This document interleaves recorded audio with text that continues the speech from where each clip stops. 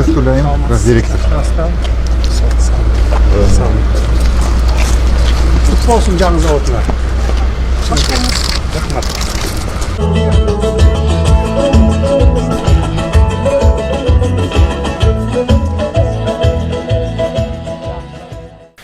Ардактуу мекендештер, бүгүнкү иш-чаранын урматтуу катышуучулары, агрардык өлкө саналган Кыргызстанда айыл чарбасы негизги тармактардын бири.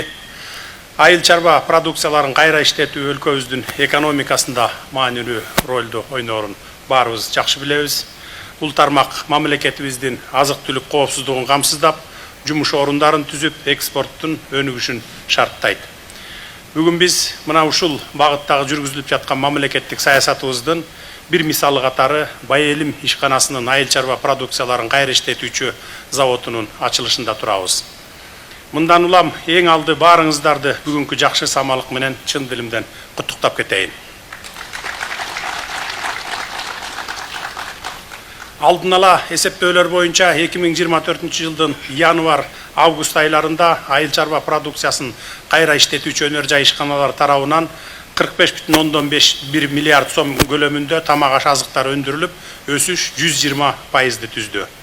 Бүгүнкү күндө республика аймагында тамак аш азыктарын өндүрүү багытында 411 ири жана орто ишканалар иш алып барышууда. Анын ичинде кайра иштетүүчү завод ачып жаткан Байэлим компаниясы дагы бар.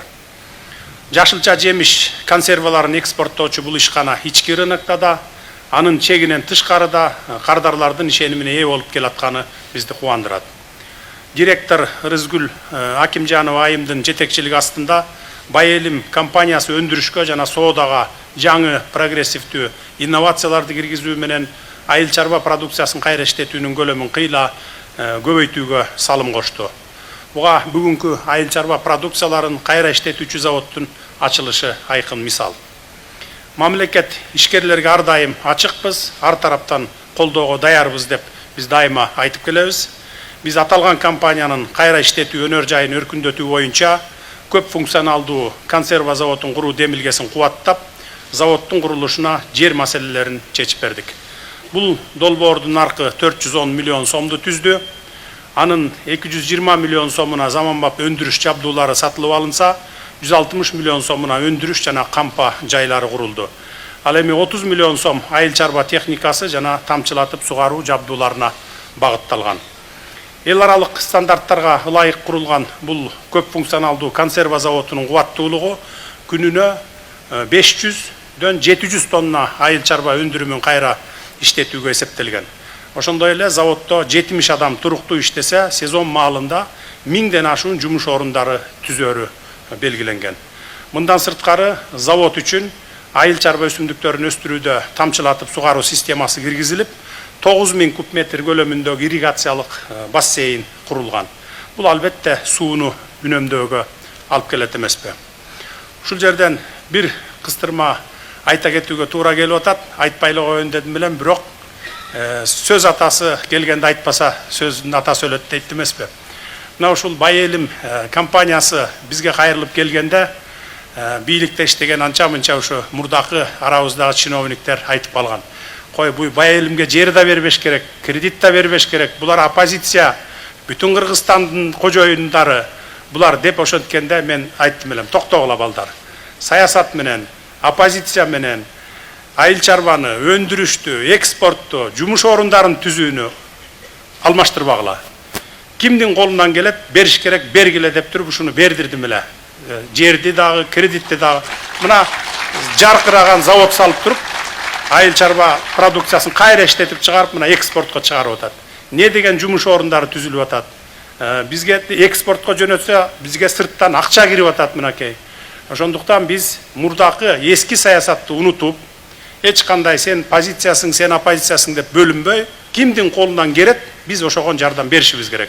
Ал биздин элибизге жардам берет, жумуш орундарын түзөт, салык төлөйт дегендей. Мына ошондуктан ушундай жагдай болду. Мына дагы бир жолу заводдун ачылышы менен куттуктайбын. 20 жылдан ашуун тажрыйбага ээ болгон бул компания ачылып жаткан заводдун 70% продукциясын эл аралык экспорттоого чыгаруу болжоп жатат. Азыр өзүңүздөр азыр эле күбө болдуңуздар. Буюрса, жогорку сапаттагы экологиялык таза продукцияларды өндүрө турган бул завод Кыргызстанды эл аралык айдынга таанытууга чоң салым кошот деген бизде ишенимчибиз бар. Урматтуу мекендештер, биз кайра иштетүү өнөр жай тармагына абдан чоң көңүл буруп, ар тараптан колдоо алабыз. Себеби кайра иштетүү өнөр жай тармагы өлкөнүн агро өнөр жай комплексинин локомотиви. Жылдан жылга өсүү жолунда бараткан бул тармактын келечеги кең. Мына ушундай темпти эске алуу менен ушул жылдын июль айында 2040 жылга чейин тамак аш жана айыл чарба продукцияларын кайра иштетүү көлөмүн 50%га чыгаруу, ал эми 2030 жылга чейин экспорт көлөмүн 2 эсеге көтөрүү тапшырмасы коюлган жарлык кабыл алганмын. Аткаруу бийлиги аталган жарлыкты анда белгиленген иш аракеттер мерчемин жогорку деңгээлде ишке ашырат деп мен терең ишенем.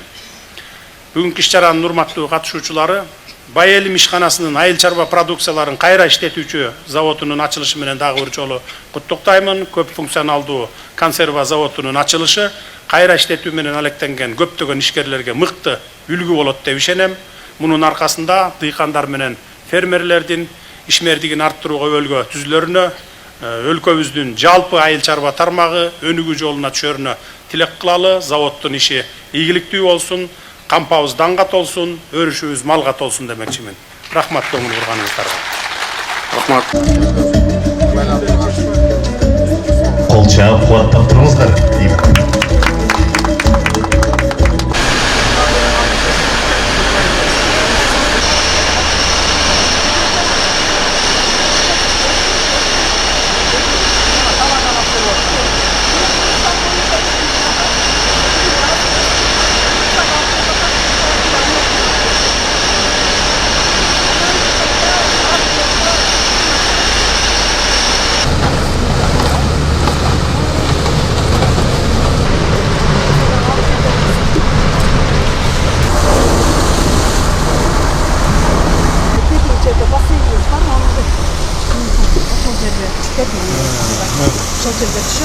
Ошол аркылуу тиги азыр бул жерде 65 гектар бар, ошол 65 гектар кийин иштетип атасыңар. Тиги дыйкандар иштеп атышат, азыр помидор терип атышат. Аларды силер жалдап зарплата төлөп берип иштетесиңерби же өзүлөрүнө берип коесуңарбы жерди айдап? Жок, бул жер өзүбүздүкү. Эгерде башка эмгек акы төлөп берип иштетесиңер. фермерлер болсо дагы, эгерде алар менен келишимде неметсек дагы алардын жумушчу орнунун биз төлөп беребиз. Анын 30%-ын финансирование биз кылабыз. Анан ушул жерде таптакыр иштетилбей таштап койгон жер экен. Биз аска ийиле жанагы өнүмдүүлүгү аз деген 70% таштап койдук, бирок ушул быйыл аябай жакшы урожай берди. Анан мындан башка жанагы сиздер көрүп берген жер 50 гектар башка жерде. Ал жер баштадыңарбы иштетипчи баштадыңар? Ал жер дагы ушундай уже иштеп атат ал жер. Абай 10 гектар жер чигири жакта. Ал жерде жаңы ишкана курап аткандар.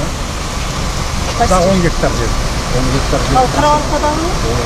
Ал жерде дагы жаңы. Ал жерди курасыңарбы же иштетесиңерби? Анткени мына биздин оборудование мурда иштеп жүргөн оборудование. Бирок бизге азыр Европадан абдан көп заказ түшкөндүктөн оборудование именно Венгриядан, анан Италиядан алып келип коюп, анан ошол жака чыгаралы деген үмүтүбүз бар да, ошол жака направление. Хорошо.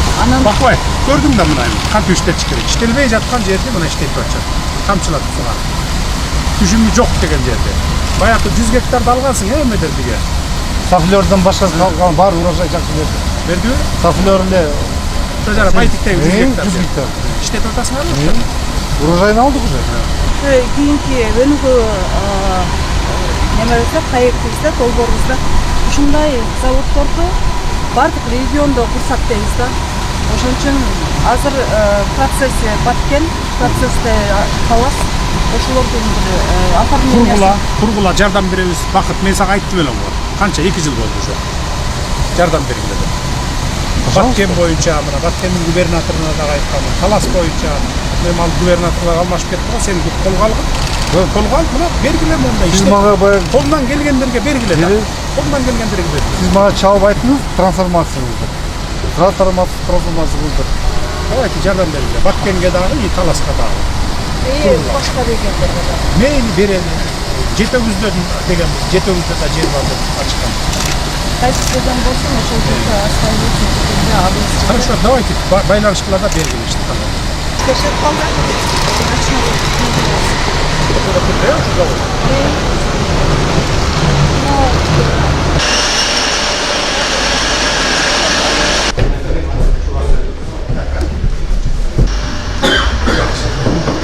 Eksport ne kadar taşın var ha? 70%. 70 үч мезге чейин 2 жыл 100% кетип аткан. Быйыл ошо 70% деп биздин өчкөрүнүккө 30% кетти. Уже 30% уже bizge özümüzge satıyoruz. Өзүбүзгө бөлөп. Жақсы. Мисалы могулар кадыр экспортко кетишет. Биздин жанакта түшпөйт. Қанша ақша келеді бізге Қырғызстанға? Ошол кичинекей трубалар менен мына 2 емкостко түшөт дагы. Аркылуу автоматически жанагы секил банкаларга коюлат. То есть бул ортодогу банкаларга коюлгандан кийин келип тетиги жерден автоматически крышкасын жабып, балдар просто проверяет, анан кетип тетиги туннелден өтөт да пастеризациядан өтүп, Анан тияктан келип готовый продукт уже упаковка. Бул жерде адамдын баары колу эч качан тийбейт производствода. То есть эч кандай химикат коша албайсың. Кандайдыр Таза, экологически таза продукт.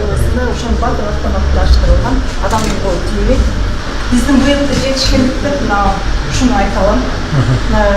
Живой банкадан өзүбүз Фасоль. Таластын фасоль. таластын фасолун чыгарып, баардыгын Бізге фасоль өсөбү чүйдө бияка? Чүйдө, значит, в основном азыр байтикти өстүрүп атышат, таластыкта. Ошол климаты жакшы экенде, жери жакшы экенде, основном ошо байтик айлап турат. Климатка жараша да болот экен да фасоль. Фасоль. Анан ушул мисалы Кыргызстан боюнча живой банкада иштеп чыгат. Баштады. А буну да экспортко кетип атасыңбы же биздин Биздин рынокто жок. Жок, а? Только экспорт. Биз азыр Кытайга протокол түздүк фасоль боюнча. Сизге маалымат. А уже Кытайга экспорт кылсак болот азыр. Бериңиздер. Жок, болду. Сиз контакт түзсөңүз болду деп. Хорошо. Анда компания да контракт түшүш керек. Түзүш керек, сайфи кириш керек, протокол бар да уже бизде. Эки жак кол коюлду.